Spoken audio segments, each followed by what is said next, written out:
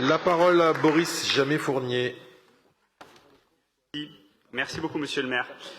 Je tiens tout d'abord à saluer, pour commencer cette intervention, ce budget 2022 dans l'ensemble, parce qu'il se veut tout à la fois volontariste pour accompagner les plus vulnérables, et je vais centrer la majeure partie de mon intervention sur ce sujet.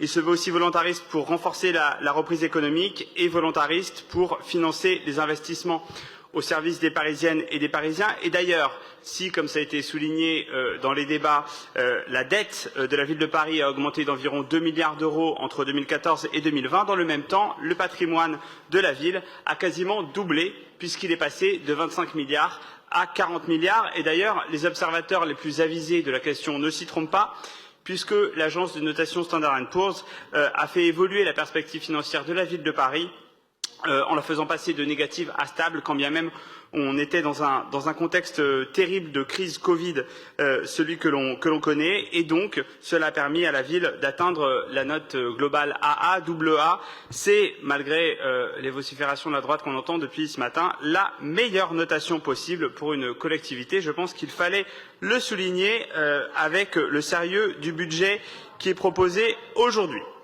Je voulais tout de même dire deux mots des efforts d'intégration qui sont faits par la ville. Les crédits au titre de l'aide aux personnes en difficulté et de l'accueil des personnes réfugiées s'établissent à 50,1 millions d'euros. Ils sont en hausse de 7,4 millions d'euros, donc une hausse de plus de 15%.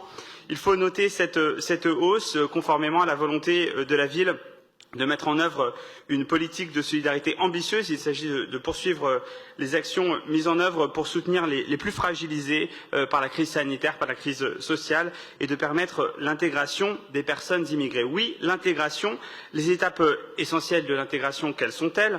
Ce sont, pour les plus fragiles, obtenir un statut administratif, c'est accéder des droits, c'est trouver un abri d'urgence, c'est trouver des moyens de subsistance, accéder à l'éducation, s'insérer dans la société locale parisienne et bien sûr dans la société française plus largement. Ça, c'est l'intégration dans notre pays. Ce n'est pas, chers amis, avoir un sapin de Noël, manger du foie gras, regarder Miss France ou que je sais-je encore, s'enthousiasmer pour le Tour de France. Ça, ce sont les sornettes de la droite.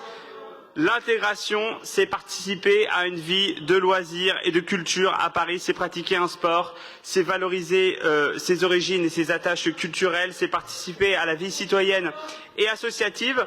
Et ça, c'est le principe de l'intégration interculturelle que permet ce budget 2022, puisque la ville de Paris travaille à créer des espaces favorables à cette intégration et à ce dialogue interculturel, afin que chacun et chacune puisse trouver sa place dans la collectivité. Chers amis, j'aimerais un petit peu de silence pour poursuivre mon intervention et pour pouvoir vous parler.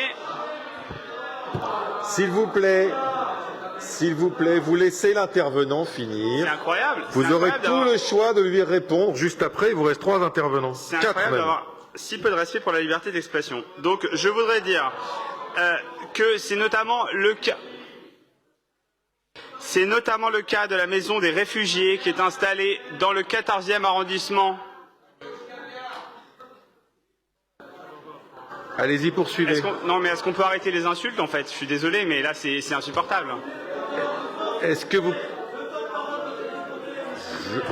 Je vous demande qu'il y ait un petit peu de silence à la droite de l'hémicycle pour que Boris Jamais-Fournier puisse finir son intervention.